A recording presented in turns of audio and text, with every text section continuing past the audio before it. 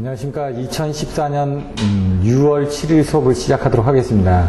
이제 56일이 남았는데요. 이제 그 앞으로의 그 강의 부분에 대해서 조금 수정할 사항이 있어가지고 그런 부분 좀 안내해드리고 진행하도록 하겠습니다.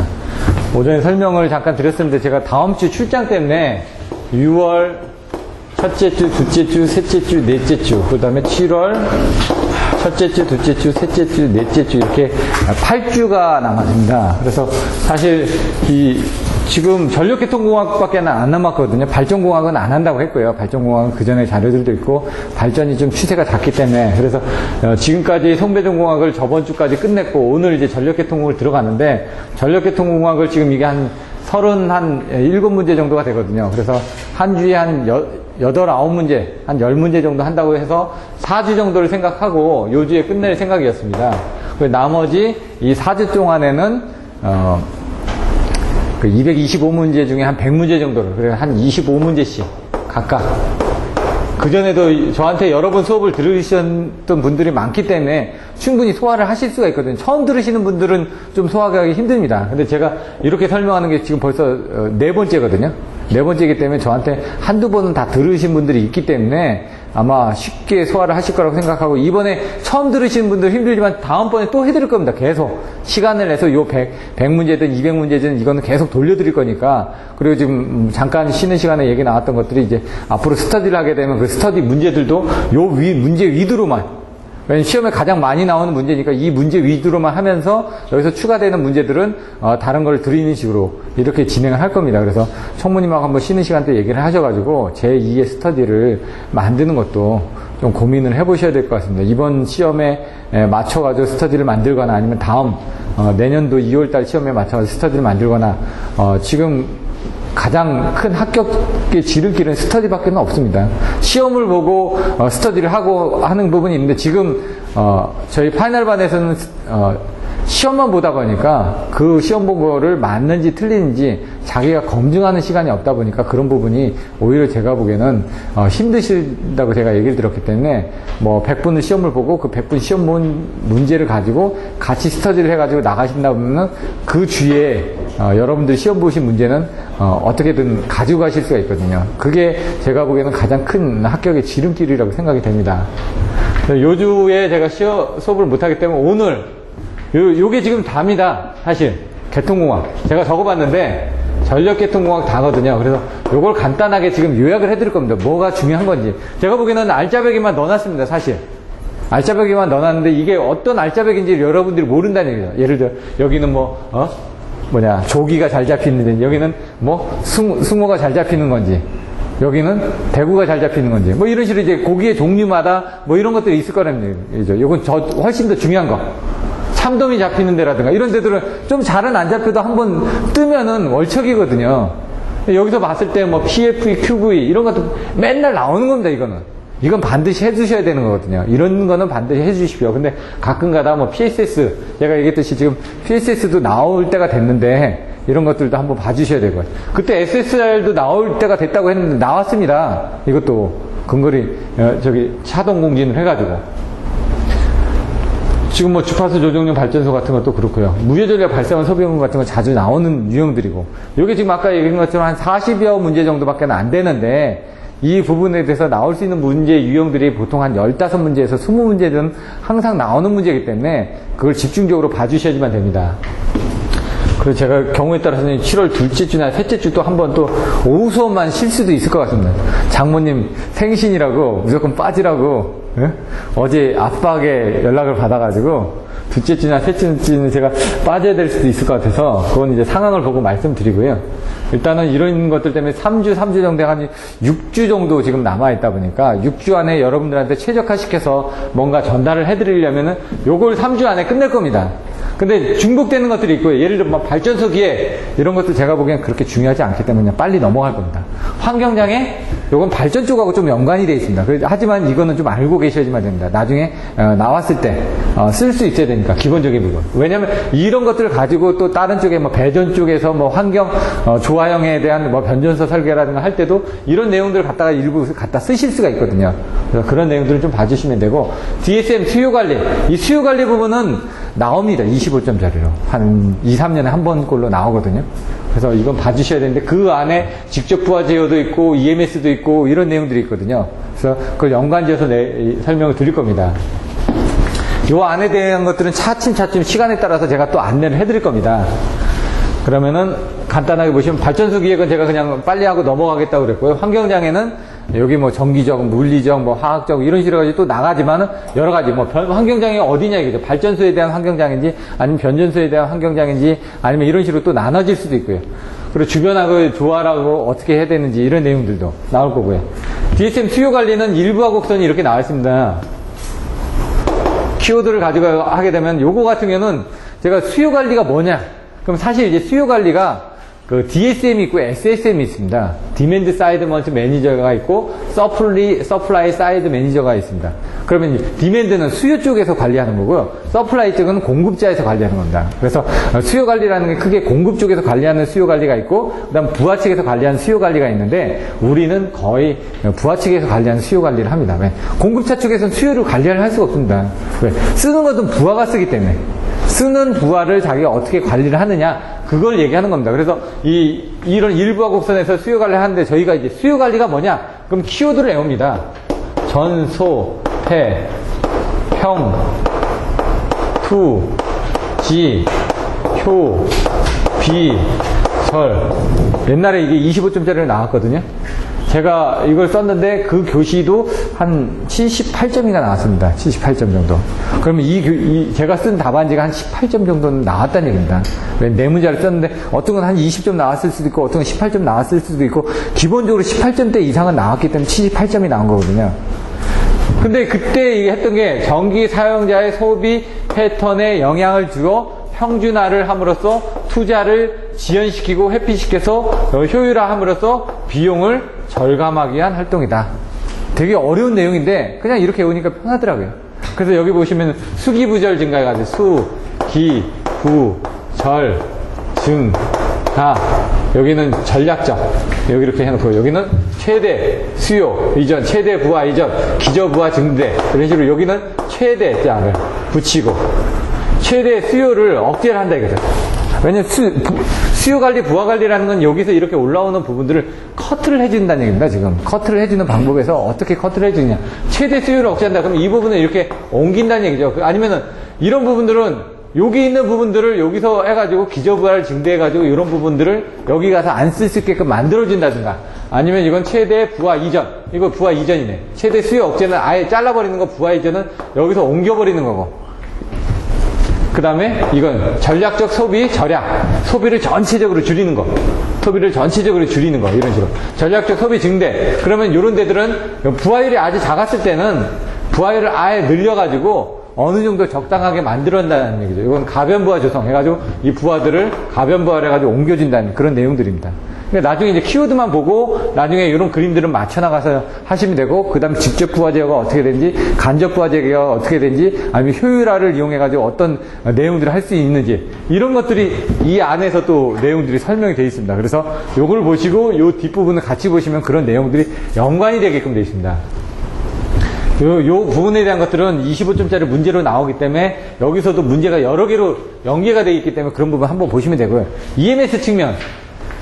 EMS를 이제 그 전력계통공학의 1장에 이제 여러분들 다음에 배우실 텐데 전력계통 1장을 보시면 그림이 나와 있습니다. 여기 뭐 CCC, 그 다음에 여기 NCC, 그 다음에 여기 RCC인가요? 그 다음에 여기 345, 여기다 154, 여기 그 다음에 여기가 RCC고 여기 NCC인가요? 수력이니까.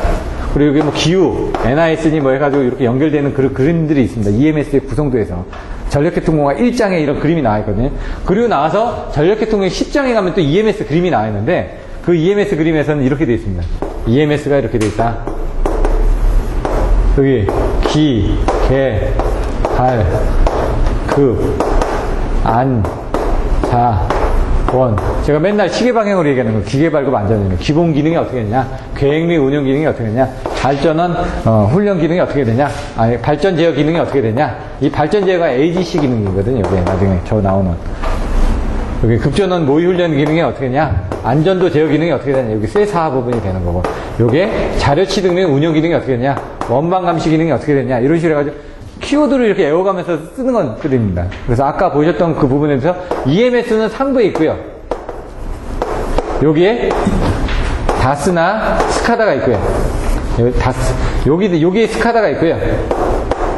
스카다. 변조소 자동화, 이거는 전력계통 자동화, 요거는 배전 자동화.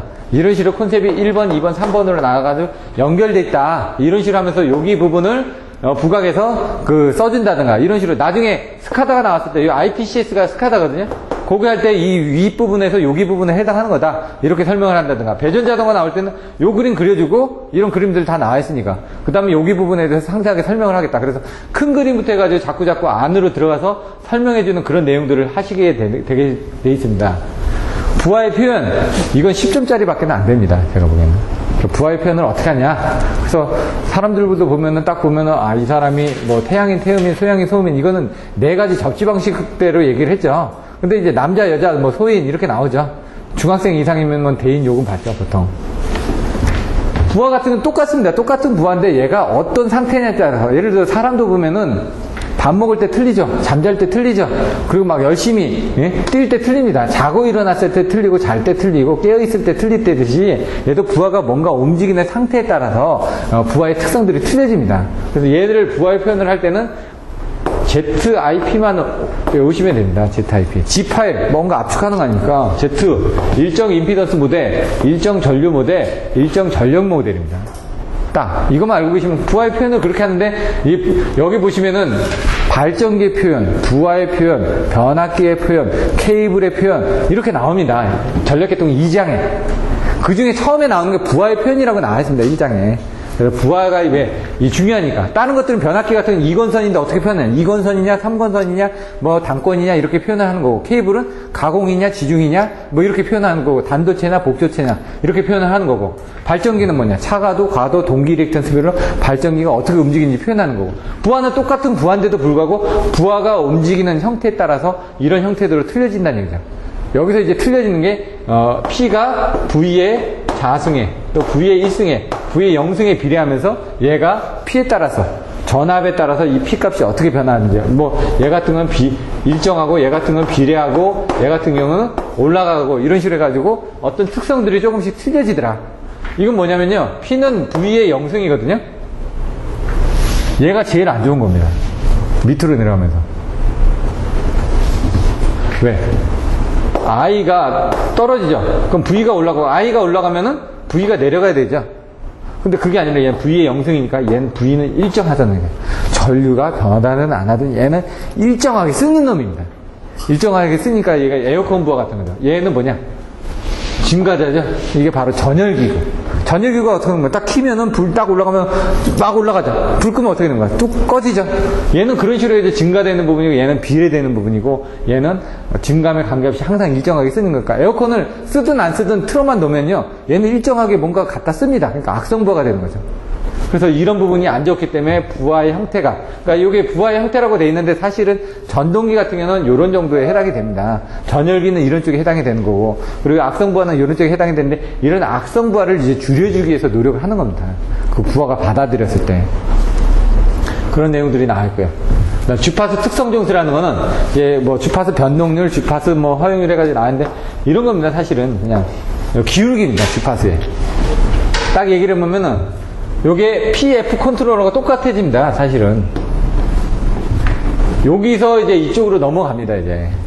여러분들 보시면 이제 주파수 특성정수가 6장에 나와 있나요? 6장의 주파수 특성정수하고 그 다음에 5장의 주파수 특성정수가 나오네. 전압 주파수 특성정수이 아니라 주파수 유효전력 뭐 제어라고 나와 있거든요. 그 안에 보시면 주파수 특성정수가 나오면서 정특성, 동특성 이런 내용들이 나옵니다. 정은 가만히 있는 거고 동은 움직이는 특성.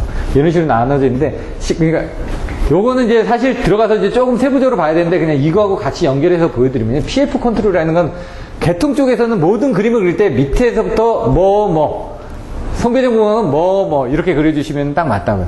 제목도 사실은 얘가 주파수 유효전력 개원이다.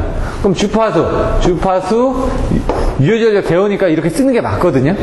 제목 따라서 쓰면은. 근데 우리는 뭐냐? PF 컨트롤을 항상 부르다 보니까 PF, QV 이렇게 써주시는 게 낫다는 얘기죠. 전력교통공학에서는. 그래야지 헷갈리시지가 않으니까. 그러니까 전력교통공학에서 PF 하면 전력교통공학은 요 X축하고 Y축을 반대로 해서 생각하는 게 좀 더 나중에 그림 그리기 편하겠다. 왜? 이렇게 입에 달고 있다 보니까 우리가. 근데 제목은 뭐냐면 제목은 주파수 유효전력제거든요. 5장 전력계통공학 5장 주파수 유효전력제고 7장이 전압 무효전력제입니다. 전압 무효전력이니까 여기가 전압이 되고 무효전력이 되는 게 맞습니다. 근데 우리는 그렇게 안 외우죠. 항상 PF, QV만 외우니까. 딱 쉽게 생각하면 이겁니다. 부하가 많이 걸려있으면 어떻게 됩니까? 짐이 많으니까 속도가 느려집니다. 네. 부하가 적게 걸렸으면 속도가 빨라집니다.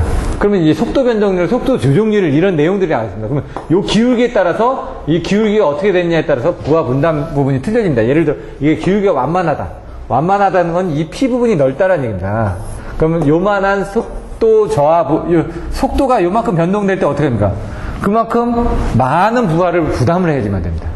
그러니까 이런 것들은 수력발전소 같은 거. 조금만 움직여도 나는 이만큼 공급해줘야 되니까 튼튼한 놈이어야 된다는 얘기죠. 여기 조금 흔들렸습니다. 그러면 나는 막 갖다 퍼부어줘야 된다는 얘기죠. 근데 다 반대로 이렇게 됐을 때 주파수가 많이 변해도 나는 조금만 공급해주면 됩니다. 이런 건 좀 약한 놈들. 약한 놈들이니까 주파수가 많이 변해도 난 조금만 주면 되는 겁니다. 이런 것들은 이제 화력발전소들. 그래서 그거의 기울기가 어떻게 됐냐, 그거의 변동률이 어떻게 됐냐, 속도 변동률은 어떻게 됐냐, 기간이 들어가는 겁니다.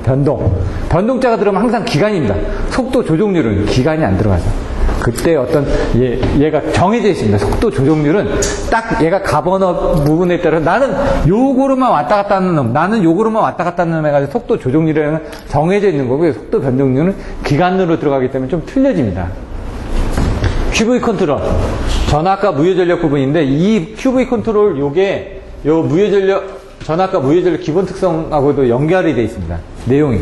근데 얘는 그냥 컨트롤에 관련된 부분이고 얘는 그걸 증명하는 문제고요.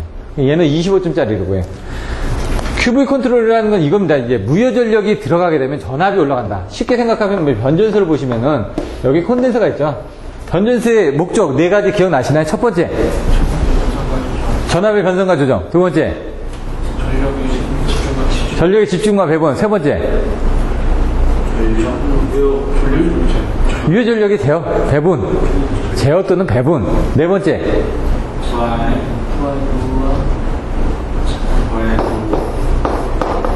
뭐가 있다고요? 차단경고, 보호계정기. 사고 시 설비 보호. 변전소에서 사고 나면 어떻게 하면 변전소 차단해서 다른 쪽으로 못 넘어가게 하지 않습니까? 사고 시 설비 보호 이런 식으로 해가지고 요 그림만 생각하시면 된다고요. 이제 그러면 이제 무효전력이 들어가면 전압이 올라간다. 이걸 이제 그림으로 표현을 해야 되는 겁니다. 무효전력이 들어가면 어떻게 전압이 올라가지? 딱 보니까 QV라면서요. QV니까 밑에가 Q고 이거 V입니다. 무효전력이 들어갔는데 전압이 올라간다고 그랬습니다. 아, 그럼 얘는 이런 부분이구나. 이렇게. 나중에 이제 그림에 따라서 바뀌어지겠는데 무효전력에 따라서 얘는 전압이 2개가 나옵니다. 2개가. 이렇게. 낮은 전압이 있고 높은 전압이 있습니다. 우리들이 실수도 계산하다 보면 마이너스 B 플러스 마이너스 EAC 해가지고 계산하다 보면 하나는 플러스 나오고 하나는 마이너스 나오면 마이너스 버리지 않습니까? 얘도 그런 식으로 해가지고 높은 근이 나오고 낮은 근이 나온다는 얘기죠. 그럼 얘는 이제 정의가 어떤 하나의 무효전력에 대해서 2가지 전압을 가진다. 그러면은 이 전압 부분이 여기는 이제 기울기가 이렇게 떨어지는 부분입니다. 그래서 이거를 DV, 왜? 그리고 여기는 DQ가 이렇게 되는 구간은 어디라고요? 여기라는 얘기입니다. 이렇게. 왜? 전압이 이 Q의 변화량이 커질 때, Q의 변화량이 커질 때 얘가 전압이 커지는 데가 어디입니까? 여기 구간이죠. 그러니까 여기는 불안정한 겁니다. 이렇게. 요 구간을 기준으로 해서 요 위만 안정한 겁니다. 그럼 얘는 어떻게 했나? 안정한 구간 DV에 DQ에 요게 음수인 부분. 근데 아까 PF 컨트롤은 또 반대입니다. 또 그 용어들이 이게 PF였네? 그 QV가 반대였네? PF가 이거였네? QV가 이거 아니었네? 다시 한번 보죠. QV는 그림은 이렇게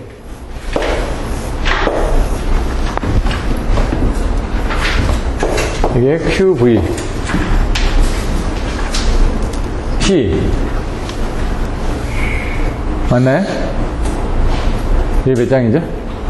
큐브의 그림이. 잠깐 한번 볼까요?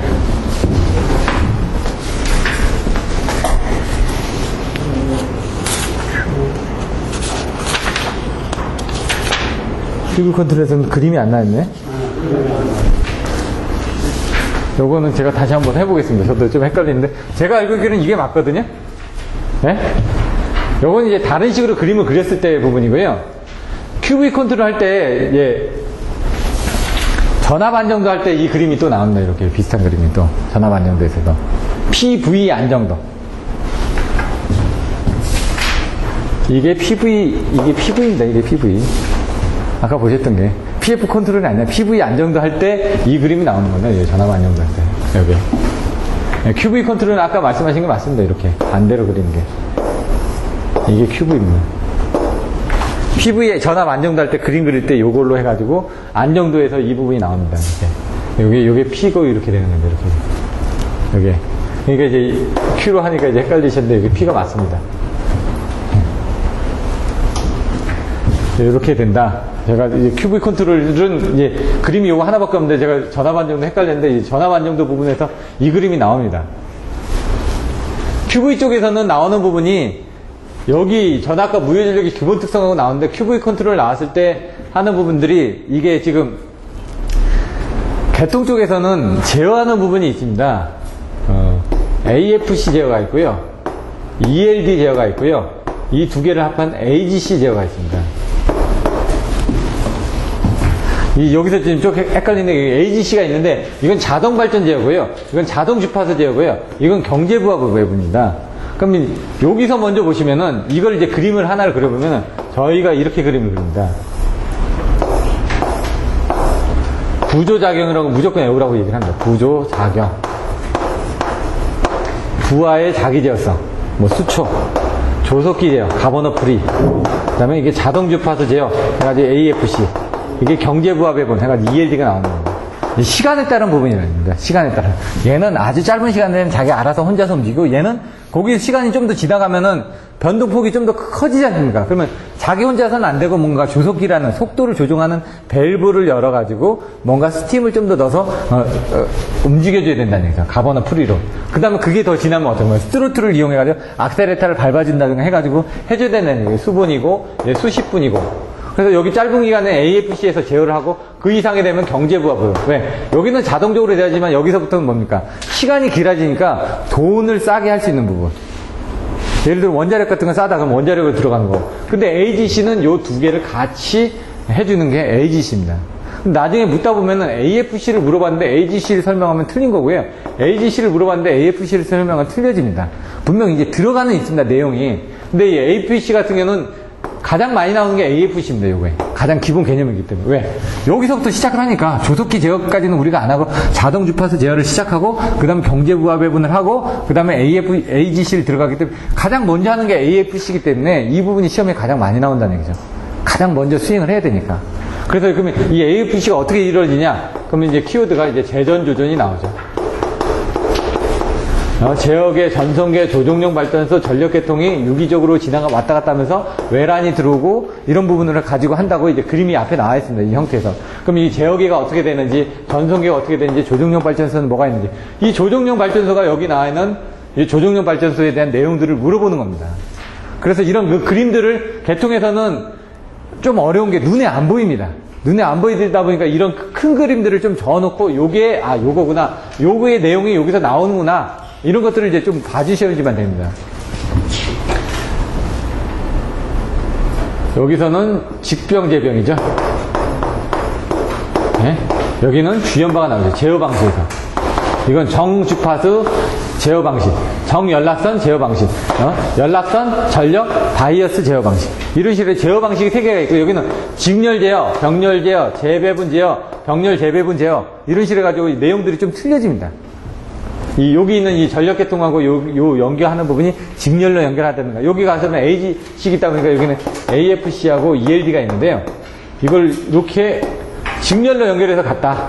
여기 전력계통이 있고, 여기 돌아서 전력계통에서 들어와가지고 이렇게, 돌아서 제어한다. 이게 직렬, 이거 병렬은 AFC가 있고, 여기 ELD가 있고, 병렬로 여기 조정용 발전소가 있고 발전소가 있고요. 그 다음 발전소가 전력 개통을 해가지고 이렇게 돌아온다. 이게 병렬로 되는 겁니다. 그림. 재배부는 여기서 하나 이렇게 갔다가 이렇게 돌아오는 거. 병렬이 아니고 여기가 끊어지고, 병렬 재배부는 여기서 연결되고 이렇게 재배분 되는 거고, 이런 식으로 그림 두 가지만 알면은 이 내용들을 다 갖다 쓰실 수가 있거든요. 이런 것들도 나중에 보시면 요 제목에는 뭐뭐 들어가야 되고 요 제목은 뭐뭐 들어가야 되고 각각의 제목에 뭐뭐가 들어가야 되는지 큰 아웃라인을 잡아 놓으셔야지만 나중에 혼돈이 되지가 않습니다. 그래서 5장, 6장, 7장 부분을 딱 하게 되면 거기서 이런 부분들이 딱 정리가 됩니다. 5, 6, 7장에 딱 그런 부분 봐주셔야 되고요. 전압 안정도 아까 설명드렸던 이 안정도 부분은 이제 크게 여러분들은 두 가지로 얘기를 하십니다. 위상각 안정도하고 그 다음에 전압 안정도다.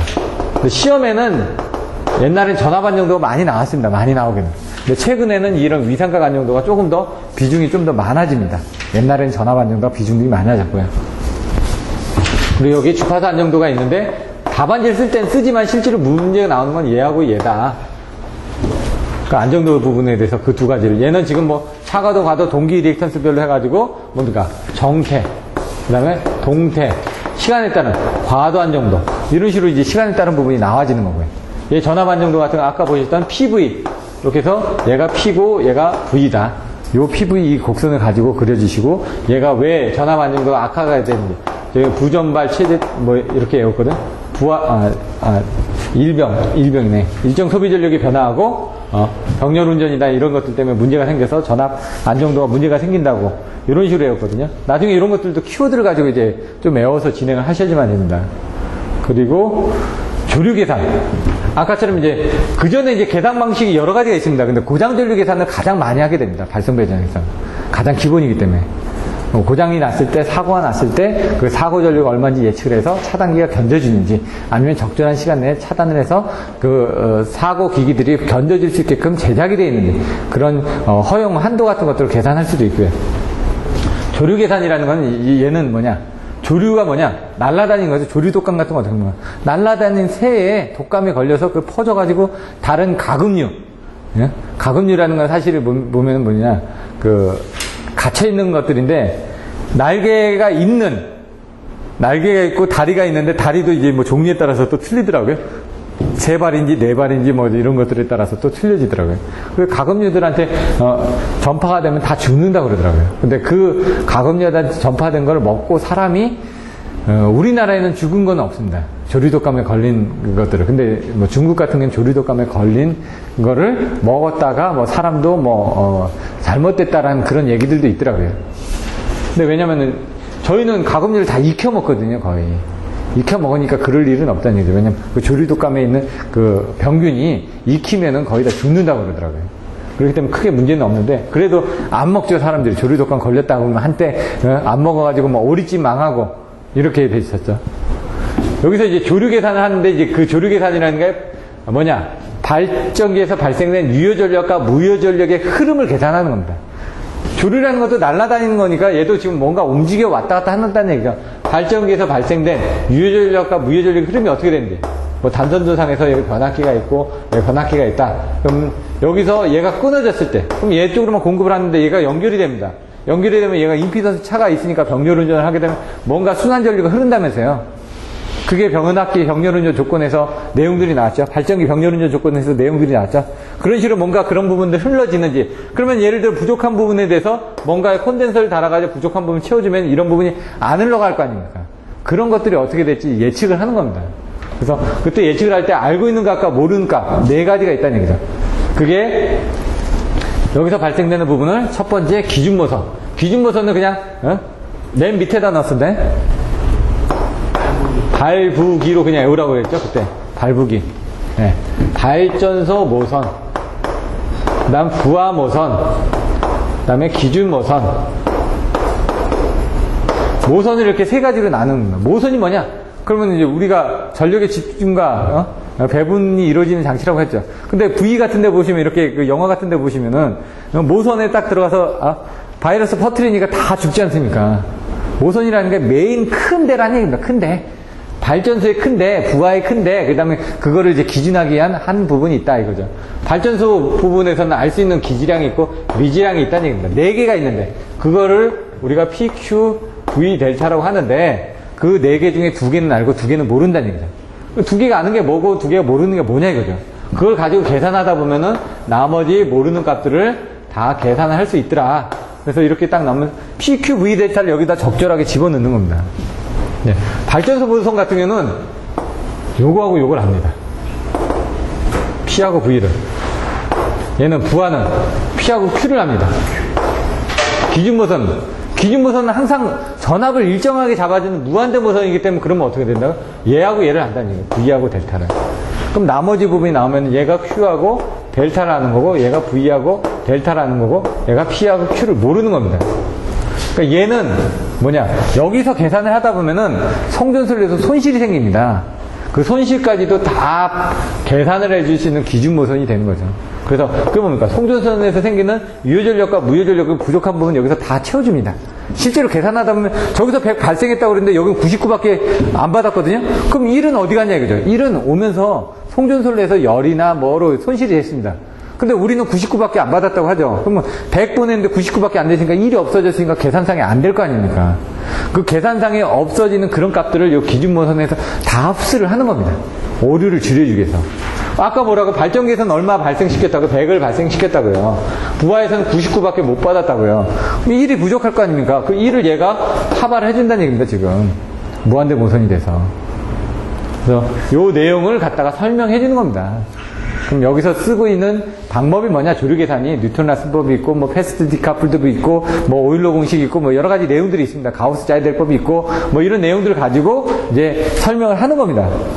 근데 이게 전력계통공학의 4장이 전력 조류 계산입니다. 딱 4장이 제목이 시험 문제라면서 제가 전력 조류 계산이 시험 문제가 되는 겁니다. 그게 25점짜리 나옵니다.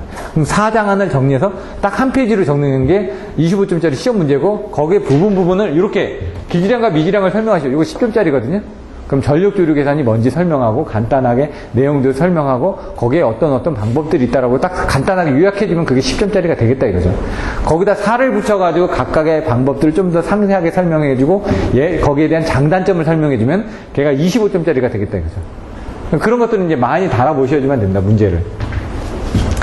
전압과 무효전력의 기본 특성. 아까 보셨던 것처럼, 뭐, VR의 자승에, 네? PR 플러스 QX. 요게 전압 변동률이죠.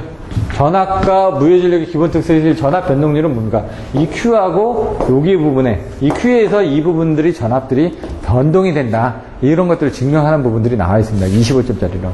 근데 이렇게도 하는 방법이 있고, 다르게 하는 방법인데, 요건 이제 그 예제 7-3 같은 경우는 10점짜리로 답변하는 거고요. 여기 있는, 그 교재에 있는 건 25점짜리로 답변하는 겁니다. 책에. 전력계통공학 7장에 나와 있는 그 책의 내용을 그대로 설명하는 거거든요. 무효전력의 발생한 소비원 같은 경우는, 전력계통공학에 나오는 내용들입니다. 요게 그 9장에서 나왔나요? 9장에서? 발생원하고 소비원. 그러면은 뭡니까? 하나는 발생원은 올려주는 겁니다. 소비원은 뺏어가는 겁니다. 발생원이 뭐가 있냐? 바로 Q를 올려주는 콘덴서가 되겠습니다. 콘덴서. 부족한 부분을 해주니까 이게 쓰는 건, 이건 리액터가 되는 겁니다. 리액터. 적절하게 올려주고 내려주면 하면서 그거에 대한 어떤 역할이 있냐. 우리들은 어떻게 하면 나중에 이제 그 실제로 개통에 가서 보시면은, 개통은 우리가 리액터가 많습니다. 케이블이 있고 그 다음에 모터들이 많죠. 모터는 어떻게 합니까? 다 리액터거든요. 변압기도 다 리액터 아닙니까? 우리 콘덴서는 뭡니까? 전압 보상할 때만 씁니다. 그러니까 다 리액터니까 어떻게 되냐, 이게 밑으로 내려간다면서. 그래서 우리가 전압이 이렇게 쓰죠. 그럼 전류도 사실은 이렇게 동상인 경우는 이렇게 나와야지만 됩니다. 근데 전류값이 보통 전압이 크면 어떻게 되죠? 전류값은 작죠. 그러니까 전류값이 작게 이렇게 나오는 겁니다. V가 22.9를 썼다, 6600을 썼다. 그럼 전류는 어떻게 합니까? 100A, 200A밖에 안 되지 않습니까? 전류가 이렇게 쓰는데, 이렇게 쓰는 타입이 뭐다? 바로 전열기. 우리가 전열기 쓰는 것들은 이렇게 나옵니다. 근데 우리가 쓰고 있는 건 전동기가 어떻게 하냐면, 이 리액터라면서요. 리액터니까 어떻게 하면 여기가 아니라 밑으로 내려간다면서요. 그러니까 얘가 밑으로 내려가는 겁니다, 이렇게. 그래서 요 각이 생기는 겁니다, 이렇게. 네, 밑에서 당기니까. 근데 콘덴서 같은 거 어떻게 합니까? 콘덴서는 이렇게 올라간다. 90도가 딱. 우리가 콘덴서를 투입하죠. 얘는 올라가는 거라면서요. 그러면 요거에 비해서 90도가 올라가는 겁니다. 딱 정해져 있으니까. 근데 얘는 부하의 형태에 따라서 얘가 왔다 갔다 합니다. 그래서 처음에는 이게 각이 좀 많이 벌어집니다. 이렇게. 그러다가 이제 전동이 기동하기 시작하면 역률이 좋아지죠. 역률이 좋아진다는 건 요 세타 각이 줄어든다는 얘기입니다. 그러면 얘가 점차 이렇게 올라가면서 이렇게 올라갑니다. 이렇게. 요게 그래서 한 30도 정도 내외로 이렇게 우리가 보통 부하를 쓰게 되죠. 부하의 특성상.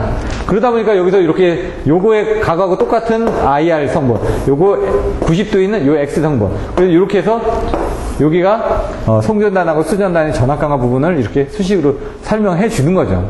나중에 보시다 보면 이런 것들이 전체적으로 이해가 되실 때가 있습니다. AGC는 아까 설명드렸던 것처럼 AFC하고 ELD를 같이 하는 부분이다. 경제운영은 경제운용. 경제가 들어가니까 돈입니다. 돈. 운영은 돈을 적게 쓰기 위한 부분이라는 얘기죠. 이번에 보니까 뭐 포스코가 동양 뭐더라? 저기를 4천억 원에 저기를 했던데 보니까 원래 한 2천억 원에서 3천억 원밖에 안 되는데 자기네들 무리를 해가지고 3천억 원을 썼다고 그러더라고요. 다 4천억 원. 1천억 원 이상이 다른 데보다 높게 들어온 거죠. 근데 거기 같은 경우는 왜 그렇게 들어가냐? 좀 자기네들이 이제 민자발전 쪽이 좀 그 시장이 작거든요. 그러니까 그거를 얻어가지고 자기네 민자발전 시장을 조금 더 올리려고 무리수를 줬는데 너무 무리수를 줬죠.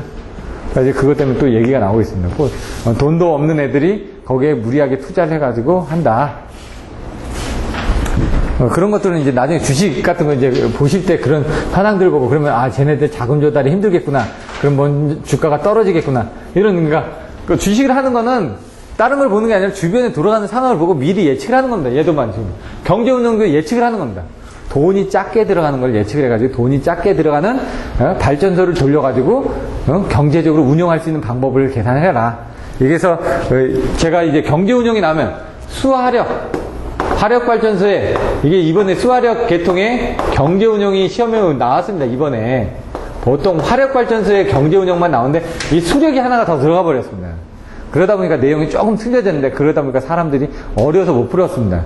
근데 기본적인 컨셉은 똑같습니다. 수력 부분만 하나 더 들어갈 뿐이지 화력 부분을 봤을 때는 키워드가 뭐다? 수요일, 목요일, 평일은 총각들이 값이 싸니까 연애를 하는 날이다. 금요일이나 이런 토요일은 비쌉니다. 기차를 타죠? 금요일까지 할인이 됩니다. 목요일까지 쌉니다. 비행기를 타면요. 월, 화, 수, 목은 쌉니다. 비행기 값이. 금토일은 비행기 값이 비쌉니다. 10%가. 그러니까 금요일은 비쌉니다. 목요일까지 싸고요. 비행기 값이. 금요일이나 토요일에는 값이 비쌉니다. 똑같습니다. 거의. 요거는 뭡니까? 수요일, 목요일은 그러니까 평일은 총각들이 연하기 좋은 날이다. 돈이 싸니까. 이게 뭡니까? 수급 조건. 뭐뭐 더하기 뭐뭐는 뭐다. 이렇게 얼마를 써야 되는데 주고받는 놈에 대한 것들이 같아야 된다. PR은 전체 수전을 받는 부분은 P1 플러스 P2 플러스 땡땡땡땡 해가지고 PN까지를 다 더하면은 이거다. 그러면서 이제 나중에 여기서 뭐 PR 말고 이제 뭐 손실이 있었을 경우 이 손실 부분이 여기 들어가는 겁니다. 이건 손실이 없었을 때 이렇게 되는 거, 손실이 있으면 여기 손실 부분이 들어가야 될 거 아닙니까? 나는 뭐라고요? 발전량은 이겁니다. 쓴 놈은 이거라고요. 내가 아까 100을 발전했는데 얘가 99를 썼다고요. 그러면 뭔가 지금 하나 없어진 게 있을 거 아닙니까? 마이너스 1이라는 놈이 뭔가 가져가서 땡겼으니까 얘가 100을 다 못 쓴 거 아닙니까? 그런 식으로 이제 이런 부분이 추가되기도 합니다. 그다음 목적 함수는 각 발전기 P1에 대한 F 부분이 들어가서 요게 지금 연료 B가 어떻게 되는지 요게 보통 AX 자성 플러스 BX 플러스 C라고 해가지고 이런 식인데 그냥 이거 하나로 해가지고 아까 보셨던 것처럼 얘가 올라가고 내려가고 하는 어떤 특성들이 있다면서요. 발전기가 투입할 때. 근데 얘도 기어 바꿀 때 등 하는 것처럼 이런 식으로 이렇게 돼 있습니다. 사실은. 근데 그걸 근사해가지고 일렬로 해가지고 보겠다는 얘기죠. 그러면 그때마다 얘가 요 정도 운전해서는 요 정도 단가로 움직이다가 요 정도 운전해서 단가가 좀 더 줄어듭니다. 여러분들 기어 바꾸면서 기어 올라가면 어떻게 됩니까? RPM은 줄어들죠. 하지만 속도는 더 많이 나지 않습니까? 얘도 그런 겁니다. 그러다 보니까 그 함수가 어떻게 되는지 그걸 보고 그 다음에 그거에서 평가 함수를 이용해가지고 여기서 라그랑제 미정계수를 이용을 합니다. 그러면서 이제 총 연료비가 최소가 되는 조건을 구해서 연료비를 구하면 된다. 이 얘기입니다. 총 연료비 최소 조건입니다. 총각들이 연애하는 총 연료비 최소 조건을 구하면 뭡니까? 이렇게 있을 땐 요때가 최적 조건이다. 얘가 여길 때, 얘가 여길 때, 얘가 여길 때 연료비가 그 지점이 요 람다라는 요 지점을 찾아내가지고 얘 발전기는 요만큼, 얘 발전기는 요만큼, 얘 발전기는 요만큼일 때가 최소 조건이니까 그만큼만 발전을 해라. 왜? 우리가 지금 요만큼인데 요만큼이 더 필요해진다. 그럼 발전을 전부 다 올려줘야 될 거 아닙니까? 올려줄 때 각각의 발전기들이 가장 최소로 되는 지점을 찾아라 이거죠. 얘는 분명히 싼 거이기 때문에 많이 들어갈 수가 있는데 그 나머지 부분이 적게 발전시키는데 돈이 더 많이 들어간다 그러면 얘를 뭡니까? 적절하게 발전량을 조절해가지고 가장 경제적인 지점을 찾는 게 바로 이 부분이라는 얘기입니다. 지금 경제운영. AD는 아까 얘기한 것처럼 오토매틱 로드 디스패치. 부하들을 어떻게 조정을 해가면서 이제 단주기, 장주기 뭐 이런 식으로 올라갑니다. 그런 내용들이 나와있고. 주파수 조정용 발전소는 발전소들이 여러 가지가 있는데 발전소 중에서 하나는 주파수만 조정하고 하나는 뭡니까? 전력만 공급해주고 이런 식으로 이제 나눠져 있다는 얘기입니다. 주파수 조정용 발전소의 특징이 어떻게 되는지. 팩츠는 뭐죠? 플렉시블, AC, 트랜스미션 시스템, 유연송전 시스템이라고 되어 있습니다. 그럼 이 팩츠의 종류들이 뭐가 있냐? 이제 여러 가지가 나왔습니다. 뭐 TCR. 근데 이제 이렇게 팩츠를 TCR 그 부분은 SVC에서 나온 거고요. 처음에 어떻게 했죠? 발전기 옆에 나오는 부분 TCBR, 사이리스로 컨트롤하는 브레이킹 레지스터입니다. 그 다음에 이 위에 뭐가 있죠? 네? TCSC? 여기는 TCPR. 여기 가공으로 밑에 여기 내려오는 거예요. 스테이트콤. 여기 합쳐진 이 부분 뭐라고요? UPFC. 이것들이 뭔지 이제 각각 설명해 주시면 됩니다. 이제 뭐든지 다 그림으로 마인드맵을 해가지고 팩츠가 나오면 이 그림이 나와야 돼. 이 그림에 있는 얘는 뭐고 얘는 뭐고 얘는 뭐고 이렇게 요거의 장단점을 설명해 주면 되는 거죠. 근데 아까 얘기했지 제가 여기 갑자기 TC가 나오면서 TCR이 나와버렸죠. 이게 TCBR이 나와야 되는데 그거 뭐냐? 바로 여기는 SVC에서 나오는 게 TCR, TSC 이렇게 나오는 겁니다.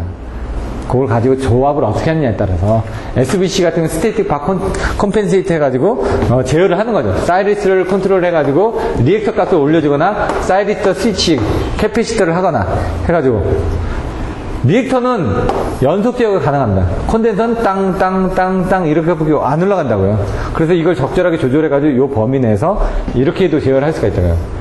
이렇게 해가면 일정하게 그 안으로 이렇게 넣었다 갔다 하면서 제어를 해줄 수 있다고 설명을 드렸었습니다. 그런 것들 나중에 한번 보시면 되고. 사고파고 원인과 대책. 사고파고 원인 대책도 얘도 나올 때가 좀 됐습니다. 키워드는 유무가사해. 예? 유무가사해. 예? 유효전력 불균형이야. 유효전력 불균형이면 어떻게 된다고요? 주파수. 그 다음 무효전력 불균형이면 뭐가 된다고요? 전압 이상. 그 다음에 과도한 정도, 사고 파급, 뭐 이상현상, 뭐에 따른 여러 가지 현상들을 이제 또 쓰게 돼 있습니다. 그러니까 사고 파급 원인 대책하면, 유무가 사이에 뭐 이렇게 쭉쭉쭉 나와야지 답을 쓸 수가 있다는 얘기죠. 왜? 저도 모릅니다, 이게. 잘 모르는데, 외우다 보니까 그렇게 쓴다는 얘기야. 사고 파급이 나면 이런 걸 하는구나. 그냥, 내가 해본 적이 없으니까. SSR, 터빈, 진동이 일어난다고 하는데 사진은 봤습니다. 사진이라서 터빈 축이 틀어진 건 봤거든요. 근데 제가 실제로 본 적은 없으니까, 그리고 그게 됐을 때 진동에서 뭔가 경험을 했다든가 그러면 안 잊어먹겠죠. 그렇지 않다 보니까 잘 모르겠더라고요. 요 안에 대책에 PSS하고 TCSC가 들어갑니다, 이 안에. 그러다 보니까 요 PSS가 또 나오는 거죠.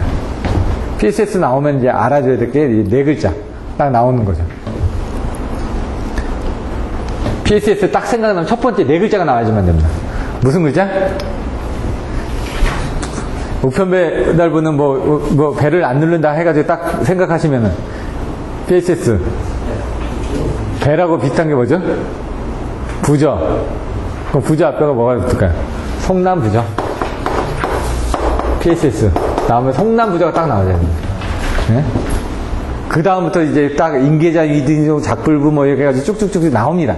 그러니까 처음에가 안 나오니까 그 다음에 안 나오는 겁니다. PSS 하면 PSS 뭘 붙이는데 우편을 붙이냐? 그러면 우편 부자 배달부는 배를 안 울린다면서 배를 안 울리니까 부저인데 부저는 뭐지?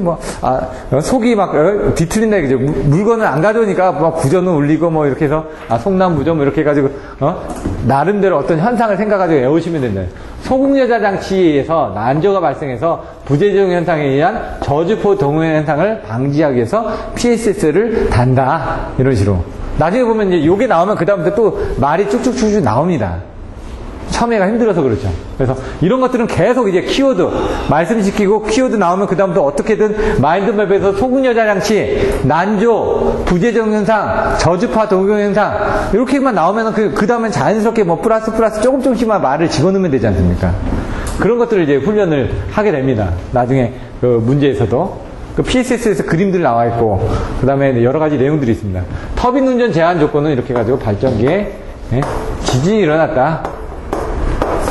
위에니까 과여자고, 밑에니까 저여자고, 고정자고, 뭐, 이런 부분, 담부 부분에, 여기가 고정자 담부고, 여기는 발전기 출력이고, 여기는, 저쪽 슬로 쪽에 문제가 되는 부분이고요. 이런 식으로 해가지고 내워지는 부분이 있다고 했습니다. 그래서 그런 부분을 보시면 되고, 연계도 보시면 개통 연계, 분산 연계, 남북 연계 해가지고 여러 가지 동북아 연계부터 시작해가지고 여러 가지 연계 부분이 나올 수가 있습니다. 근데 제가 보기에는 이제 분산 연계 부분이 가장 분산 연계 시의 문제점에 대한 것들이 왜 지금 최근에 분산형 전원들을 많이 쓰다 보니까 분산형 전원이 개통에 연계됐을 때 문제 생기는 이런 유형의 문제들이 최근에 많이 나오고 있습니다. 남북 연계 같은 경우도 좀 나올 수 있는 게 지금 청진 쪽하고 우리 이렇게 보시면 이렇게 해가지고 그때 여기 뭐냐 청진 쪽에서 여기까지 뭐 끌고 와가지고 뭐 한다면서요. 2월 달인가 한번 그 얘기가 나온 적이 있었거든요. TV에. 그래가지고 그때 혹시나 남북 연계가 나올까? 해가지고 내심 기대도 한번 해보고 문제도 한번 보고 그랬었는데 TV에 뭔가 나오니까 이런 것들 시사성으로 나올 수 있을 것 같았어요. 개통연계 같은 경우는 뭐 분산연계하고 같은 개념이니까 당연히 준비를 했던 거고. 근데 안 나왔습니다. 또 나올 수도 있겠죠, 이제. 예? IPC에서는 스카다입니다. 인텔리전트 파워 컨트롤 시스템 이렇게 나와 있는데 EMCS라는 용어도 있고 뭐 PMS라는 용어도 있고 스카다라는 용어도 있고 여러 가지 용어들이 많이 있다 보니까 여러분들 거기에 맞게끔 써주시면 됩니다. EMI는 뭘까요? EMI? 요것도 전력 개통으로 좀 하기는 약간 좀 제가 보기에는 문제가 있고요. 건축전기 쪽의 문제입니다. 얘는. 근데 이제 최근에 뭐 건축전기 쪽에서도 발성 문제 많이 나오듯이 그 건축전기 쪽의 문제가 발성 배전에 안 나오라는 법은 없거든요. 그렇게 했을 때는 얘도 충분히 나올 만한 부분입니다. 왜? 전자파 장애거든요. 전자파 장애. 옛날에 보면 폭탄 터트리면은 그 원자폭탄이 가장 큰 위험이 뭐냐면 원자폭탄이 터지고 나면 방사능이 나오면서 전자파가 발생됩니다. 근데 이제 분진이 더 효과가 크죠. 사실 요게 터졌을 때 이 부분에 대해서 열과 압력으로 죽는 사람은 그 지역밖에 없고요. 그 다음 분진이 내려가지고 그거에서 죽는 사람들이 더 많다고 하더라고요. 그래서 근데 이제 문제는 원자력 폭탄이 터졌을 때는 전자파가 나오거든요. 전자파가 나오면은 헬기 같은 거 다 떨어집니다. 비행기는 그래도 날아가기를 하죠. 이제 날개가 있으니까. 헬기는 날개가 없지 않습니까? 프로펠러밖에 없으니까 그냥 떨어지는 겁니다. 전자파에 의해서 모든 기기들이 영향을 받아가지고 멈춰버리니까 워낙 에너지가 세니까. 폭탄 같은 것도 보시면요, 가서 이런 EM 폭탄 같은 경우는 가서 앞에를 때립니다. 그러면 구멍을 내고 그 다음에 들어가서 제2차 폭발을 일으킵니다. 그때 전자파를 발생시켜가지고 뭡니까?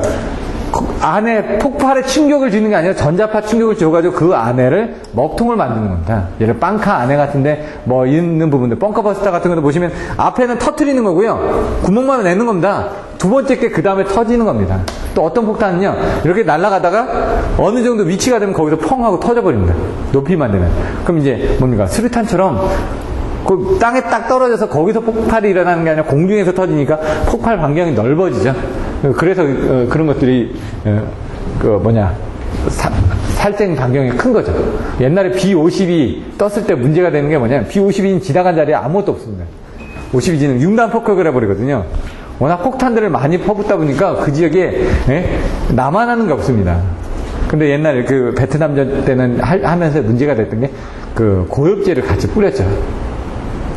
왜? 나무 때문에 워낙 베트남에 나무가 많다 보니까 나무를 잘 자라지 못하게 하려고 그걸 같이 뿌렸는데 그것들을 맞는 병사들이 이제 문제가 돼가지고 이제 문제가 된 거죠. EMI는 두 가지가 있습니다. 주는 놈, 받는 놈.